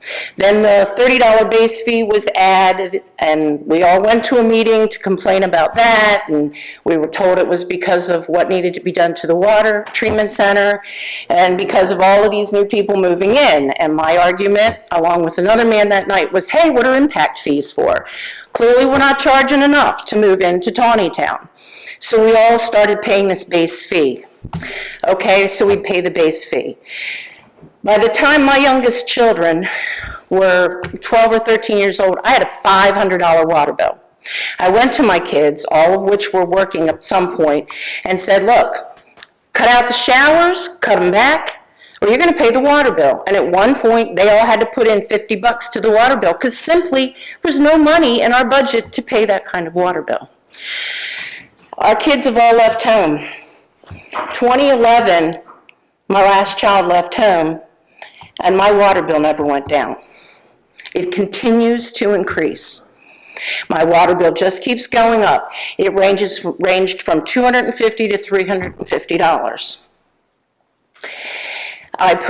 We've put in water saver toilets. We have one toilet, the main one that we use, my husband and I use, has a gallon jug with a big rock in it, and it's all filled up, so we don't use so much water because I wasn't going to put in another toilet because it really didn't seem to be affecting my water bill.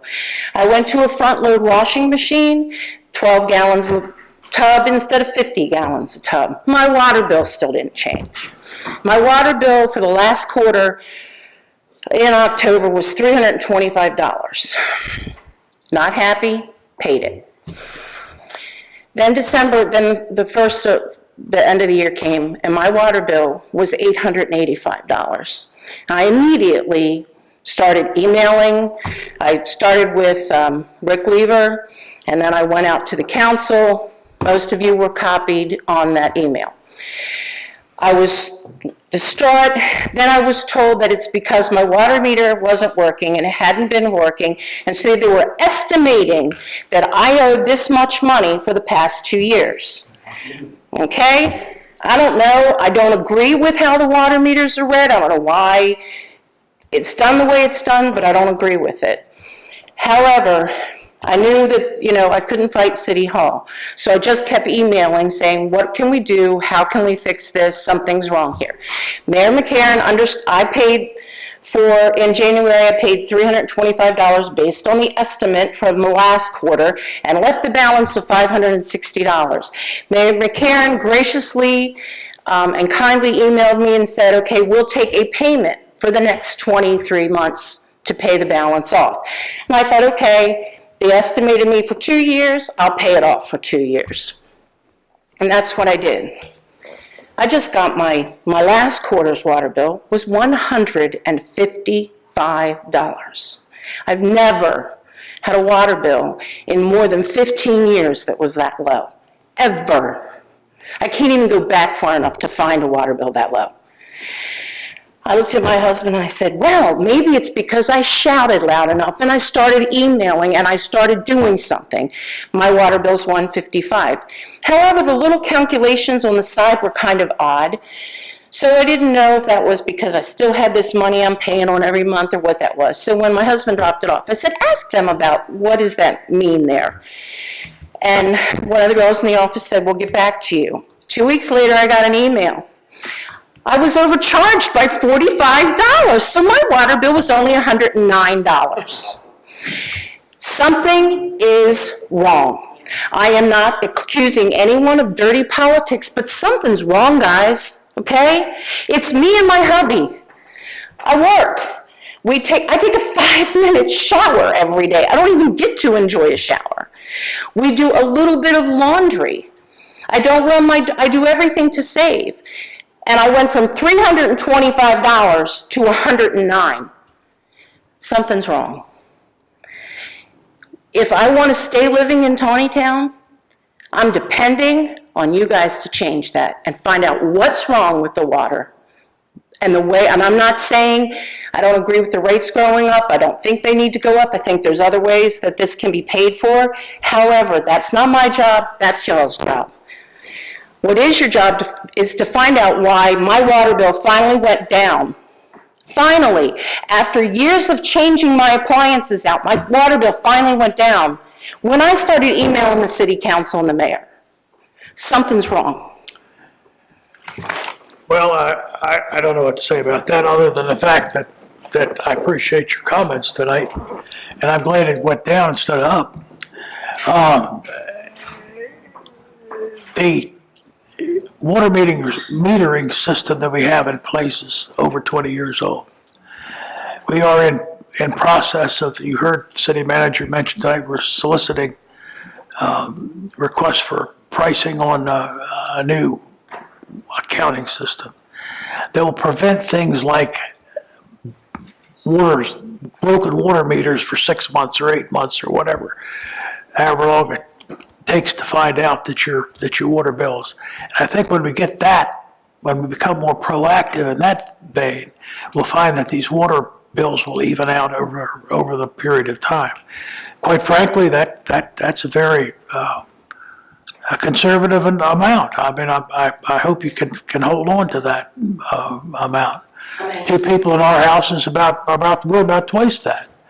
But I was going to say, if you're still experiencing $300 water bills for two people in the house, you've got some other issues. You've got leaking toilets, you've got bad meter, you've got leaking pipe, you've got something going on. But I appreciate you bringing that to our attention. No one likes to pay water bills, high water bills. And I guess it's just like Commissioner Wynn said a few minutes ago, things continue to go up. There's no question that they're not coming down. You're the exception there, but generally experiencing I've got a question. we experience increased costs. Yes, ma'am. Please identify yourself and where you live, please. Jim, I've got a question for the, ma'am. Did you notice a little notice on your water bill that said, please contact the city? You didn't see that? Eventually, yes, but I was told when I called to say, why is this notice on here? I was told that it had been on there for 2 years. Well, that's the reason why you were getting I it. do not believe it had been on my bill for 2 years, okay? Okay. Good evening. I'm sorry if I spoke out of turn earlier. I just got very passionate about why I was here, which was to talk about the increase in the water bill. My husband and I have raised our family here in town. We've been residents for 24 years, or we live on Red Toll Court. My name's Shoya Ratifer. My husband Bob's here with me. My last quarterly bill was $527. Okay? Another increase that just floored me. Just floored me. How much more? How much more am I going to have to pay for this particular utility? It's bad enough that electricity goes up, food goes up, but the salaries never do. It's all based on consumption. You have to pay for what you use. Hey, okay, go back to consumption. Again, I'm very conscious of that. I don't do any outside watering. I have a rain barrel to water my outside plants. I never wash my car. We have toilets that are very low gallon-wise, and I've considered putting bricks in them so we have even less water running through the system. I do have a number of people in the house. Yes, I do laundry every day. But still, a $527 water bill, that's crazy. I mean, when I moved up here, I was only paying less than $100 per quarter. I just want to tell you that those rates were passed in 2011 on faulty calculations about 2015. Do we get a refund? Don't tell me you do. Do we get a refund? Ma'am, have you They called? won't vote on the rates for this year. They just Councilman tabled the motion to Frazier vote said on they're rates for this faulty year. calculations, but he doesn't know that because he hasn't come in to look at the calculations No yet. idea. Okay, when we moved up here, we had less than $100 water bill per quarter. Yes, we were paying the $30 base fee. Water was one price, sewer was a little bit less. As we come through the years, the sewer equaled the water. Then the sewer surpassed the water. How can you charge for something that's not metered going out? I mean, I could see paying the same rate of what's coming in to what's going out, but to double what's going out and that's not metered, It reflects. how can you do that? It reflects the cost of the improvements that were required to make by the MDE. Okay, well, the $30 So fee the- disappeared, the- but you doubled the sewer, so you're making way more than just that $30 fee per household in this town. The cost of treating the effluent is greater than it is pumping it out of the ground. And that's why you've got two different rates. But And that it's $30 fee it's was for crazy. the first wastewater treatment plant. Right, It's and we not- paid it for years. I could probably go back and pull my water bills out where it's still on there. That's right. And that was paid since the day it started. Mm-hmm. A few years ago, we prorated that so that Evapco and the big water users were not paying less than you were paying because they were paying $30 just like you were. We prorated it so that it's now in the sewer bill. Well, I could see you upping that base fee, but to hide it in a sewer fee? It's not hidden. Nothing's hidden. It's doing you a favor by not having everybody pay the same amount. Yeah, If but, everybody paid the same amount, that means McDonald's, a bigger water user than you are, well, of paying course. $30 a month just like you were. Until we change that and put it on your bill so that now they're paying according to what they're using, not a fixed $30 fee. People that use the most water pay the highest Are bill. paying the highest. But I don't use the most water, and I still have a high water bill. How many people in the house? It's myself, my husband, 2 boys, my daughter, and a grandchild. That's what, 6? 6. 6 people. Okay. Did you ever figure out what that water is costing you per day, per person? No, not per day per person, no. You'll find out it's probably in the vicinity of 80 or 90 cents per person. Okay? Just a quick calculation on your $600 bill. We had roughly $100 or 100 days in the bill. It was 90 some days, okay? Mm-hmm. You divide it out and you're gonna come out to about 80 cents a person per day. I don't think you're gonna find a better deal than that. If you look at your heating bill, what's your heating bill costing you? We're the highest water rates. of What's all your the heating bill eight costing you? municipalities. We're higher than What's the any cable other. TV bill? How much does a cup of coffee cost? What's your food bill cost you? All right, You so gotta look at everything, not just the fact that it's $590. I would just like you all to consider, how many of you live here in town limits and pay we your water must, bills? we have to. Okay, How many so are in you, your house? how many are you have in your each house? That's what I'd like to tell you. I have one. I have, Okay, you'll have a really low water bill. I pay $109, 89, 90, 100. Oh, my, Oh, I'll trade you water bill. One person. my 460, 458. How many people? 5? We had 5 people. That's less than $100 a person. What are you complaining about? ma'am, You're telling me Yes. it's $100 a person for a month, for a quarter. I have, But water is a necessity. You can't live anywhere unless you have water. Okay? I can't see paying an arm and a leg for water. So we'll leave. Then what revenue will you have? How much water does a foreclosed upon house? How much revenue does that generate? How much Or is this? bankrupt families or shut off homes. What does that where cost they're- you? We're living here with their water shut off. It's become a regular appearance of the town truck within 2 weeks of the water bills being in our court alone, going around shutting people's water off. These people are working class people, which the majority of the people here in town are working class. We don't, we're not frivolous, we're frugal. Very frugal, and trying to save any way we can, whether it's clipping coupons, doing what we can do to conserve water, and same with electricity. Everybody goes around, shuts the lights off during the day because they want a lower electricity bill. Well, I'm doing the same thing. I'm trying to be frugal. I'm trying to conserve. It's not working. It's not saving us anything. It's costing us more. And I'm passionate about this. This upsets me. And there's a lot of people here in this town that feels the same way. Haven't been able to talk yet. No, I know. I paid $2.79 for a gallon of gasoline yesterday. Can you believe that?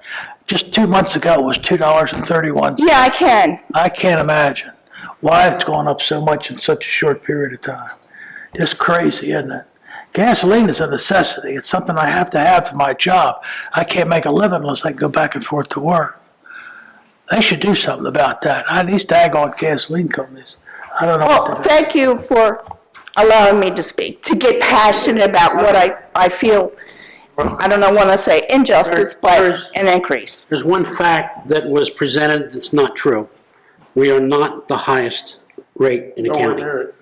Nowhere near it. New Windsor's much, much higher. First of all, I cannot believe how condescending you all are. Please, identify yourself and where you live. Kelly Welker, 2 Monocacy Circle. Between my husband and myself, we make a very decent salary. Okay, we are probably not working class. Okay, we're probably a little bit above that. I will say, I cannot believe how condescending you all are being to these people. Incredibly condescending. Who are you to say what they can afford? Ma'am, do you have a comment? I do. I used to homeschool all day. So there were 5 people in the house all day. I could accept a very high water bill. Not a problem, okay? Then I had one go off to college. No decrease. Then I returned to work. this past September. There is no one home all day long. We have 2 rain barrels that fill up the pool every year, not using city water for that. The rain barrels water the garden, not using water for that. Don't wash my car in town because God forbid I have to pay that water bill. I go somewhere to have it washed because I can't afford to wash our car on the city water. Plus, the water sucks.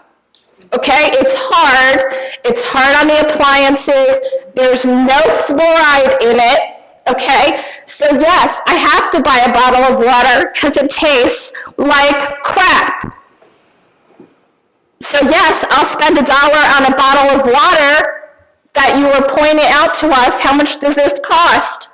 Because the water stinks. Our last water bill was $389. However, that is not our highest water bill. Okay? Yes, there are 5 people in the family. One's off to college. Nobody's there all day long. Explain a $389 water bill. Getting worse. Yes, it's not decreasing. Using the water barrels, not decreasing. Everybody gone all day, not decreasing. Let's see, low flush toilets, not decreasing. So what you're creating here in town is it's Econ 101. We're not going to use your water. You're not going to get an increase in what you're bringing in because we're not using it. It's a simple econ principle of supply and demand. We're not going to use your water. So do you get that? And then you have businesses leaving town left and right. Why? Because they can't afford the water. Therefore, you have these businesses who aren't using your water. There's at least 3 houses on our circle, empty, nobody there, not using your water. So do you get that? I don't care that you're paying $2.79 a gallon for gas. Okay? We don't have to use your water. Okay, we're finding ways that we don't have to use your water. Yes, my bill's not decreasing, but you're not going to bring in any additional revenue by what you're doing. You're actually going to lose revenue. So you think a Chick-fil-A is going to want to come into town? So, and this lady right here works for Chick-fil-A, and her water bill is more than the Chick-fil-A's water bill in Westminster. Now tell me there's something wrong with that. Big time. There's something wrong with that. Thank you. I'll have 2 more questions. Who's next? Marv, Mr. Mayor, if you would drop everybody's come on, I made everybody come up. 10%, if you make that decision tonight, I know you're not going to do it. How are you going to make up the expenses then? You're going to come short 10%. No, I don't know. I use more water. That's good. That's what we hope to find out. I think Councilman Frazier's got a plan, and Councilman Nicolai is going to help him. That's good. We're looking forward to that. I don't know where these people could move like they threatened to, that they're not going to have a high water bill. Go to New Windsor. Jay, you're from New Windsor. Would you reveal what's going on in New Windsor? I pay for my office, which is just me. I just go to the bathroom there. I'm not there very much. My water bill is $250 a quarter. Do you have any idea what other people are paying? I mean, just off the cuff. I mean, that's just for an office, so they're all paying that. I mean, it's expensive. I mean, and there's no money left. I mean, it's not like they hoard the money. I mean, they needed to pay for the things that they have. So if you come up short with, you can't meet your expenses, where are you going to get the money? You're going to borrow it, right? And how are you going to pay that back? Taxes? Now, you're going to have to raise these people taxes, and they're going to be in here again. Right. Anyone else? Can I just ask a question? I'm Robin Frazier, 142 Bentley Street. is there a contingency plan in the budget for if your revenues do decline because people do conserve? Because I know for them individually, they might be able to help their bills by conserving, but that doesn't help the town because then the town gets less revenue. Do you calculate some kind of a contingency for if your revenues are below what you think they are? We don't build any fat in the budget. We just spend what we think we're going to use based on past history. We encourage people to conserve. That's the best thing to do. But it's not the best for your budget, and all I'm trying to say, Well, I guess again, what I'm but- trying to say is that whether you freeze the rates and don't insult people who are hurting by raising their rates, and you don't get as much revenue, or you raise the rates and you get less revenue because people use less, you still have something you're going to have to balance. That is not a number that is exact. It's based on how much usage it is, and you don't know what the usage is going to be. And I think that's part of the point here, is that when you get beyond a certain rate, that you're going to perhaps get less revenue because people are going to do whatever they can not to use the water. Yeah, So well, why not just I freeze don't- it until you have a discussion about what kinds of things might be able to be done? I don't disagree at all. It works just like the landfill. The more we recycle, the higher the tipping fees go. And that's kind of the way the water works. The more you save, the higher the rates have to go, I guess. Because you've got an X number of dollars you've got to pay back according to the requirements that MDE set in place for us years ago. And we've got a debt service we have to live up to. We have an obligation to pay back the money that we borrowed that was required to make the improvements we made. Right. Well, I would also suggest that you have an obligation to your citizens who are hurting, and they've spoken loudly and clearly, and therefore you should take the time to figure out ways to address this, because I think it's a must, not only because they're hurting, but because you're going to begin this spiral that they've talked about, where people begin to leave, and you get zero money per house, and then it will start to affect your property assessments, because people won't move here because the water rates are high, and it'll begin this downward spiral that will be hard to turn around, because then you'll be getting less property taxes and less water revenue. So I really urge you to at least freeze what's going on here, not increase it, and allow your folks some time to really think about how they can make it work, instead of say they can't make it work. Thank you. Anyone from council have any final comments? I do. A couple things have happened since I've been on the council, and I want everybody here to understand it. We have divided the meetings up into Wednesday work sessions, and we were told strictly we could not make motions and seconds on Wednesday at the work sessions. Now, I don't agree with that. I think anytime the council meets, they can make motion sessions under the open meetings law. Whenever you have a quorum, you can make motion seconds. But I agree with that, because I don't want to upset the mayor. But I want to say that we passed a 3% increase in the town manager's salary on Wednesday by a voice vote, and I didn't get a chance to vote no on that. And I would like to, I don't think it's good. That's not what happened, Don. No, What? we didn't. We There was no didn't pass voting on anything. Wednesday. 3% increase. No. You announced was going to go into effect on the town We manager's passed salary. the budget, which included that. It included a raise for the And you said entire it's state. well deserved. Well, I'm not so sure. We have the second highest property tax rate in the county. We do have that. And It's the so second I don't highest think, city. I think that I would like to make a motion to repeal the 3% increase in the town manager's salary and put it into the enterprise fund to lower the water bill. Well, again, the budget has been passed. You can't just take things out of the budget unless you can replace the fund somewhere. The money's already in the budget because you gave it to the town manager for a pay increase. I get You say there's no money, we have no money, but you have enough money to give the town manager a 3% pay increase. That he hasn't had in over 5 years. What does the town manager make? Haven't had one in 10. Look in your budget. Yeah, really? No, tell us, Brad, what does the town manager make? Look in your budget.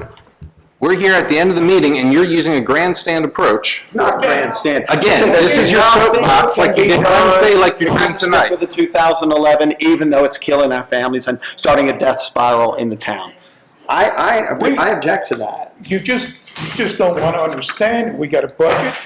It's based on a set of numbers. You can amend the budget. Davenport Corporation did their calculations based on what they understand, which is a lot more than you do, okay? You know, let's not be personal minute. about this. Let him finish.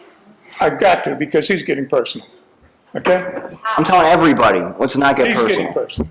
personal. The calculations included their historical knowledge of how much usage goes down when the rates go up. If I remember correctly, that number is already factored into what the rate is. Okay, they know what they're doing. This is not done in an The hour. more we conserve, the more you're gonna charge us, that doesn't make any sense. That's what you just said. And it turns on their faucet, and you're going all night, you're gonna get enough money. If you continue to build and build and build and build, you know. Well, part of the problem is, okay, when all these MDE requirements were put on us, they assumed, pardon? I understand state requirements. Without money, they assumed the growth of the city to be a certain number, which at that time looked good. But then when the so-called whatever recession and building dropped off to nothing, Right. that money wasn't there that was supposed to be there to help us pay the bills, because there was no housing being built. Couldn't afford it. Not that you couldn't afford it, that there was no market.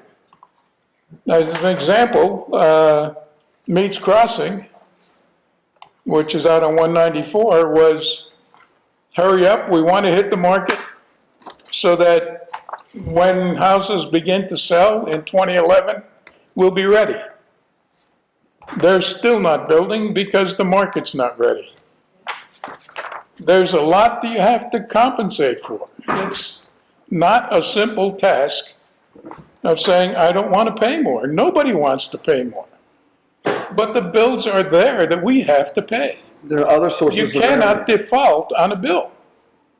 I know that in my own household, I don't default on my bills, and I try like heck to make sure everything is paid when it's supposed to be paid. But when you get slapped with a huge bill like that, it's like, oh my God, where am I going to pull the money from to pay that, because it's increasing more? I was just saying, it's not true there's no money anywhere. It's not true. There's money for salary increases. There's money for our IT department, $113,000 for a new IT department, if you read the budget last year. There is money. You need to convince them. You are not going to convince me to take it out of operating funds. You can do that. You're not, I mean. But you can do that, Angela. I don't care if you can do it, then I'm subsidizing everybody else. And these people who are complaining now about their water bills are subsidizing out of their tax bill.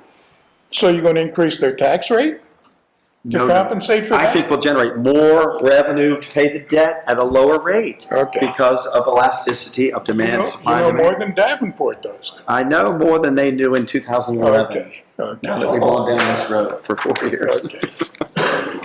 Okay, I'm sorry. I didn't mean to be personal. I just think if there's money for increases in pay, there's money. You want to keep good people, you're going to pay for them. No further business, Mr. Mayor. You don't pay for them. Your motion to adjourn, So moved. is there a second? Second. All in favor? Aye. Aye. Opposed, like sign. So carried. Thank you.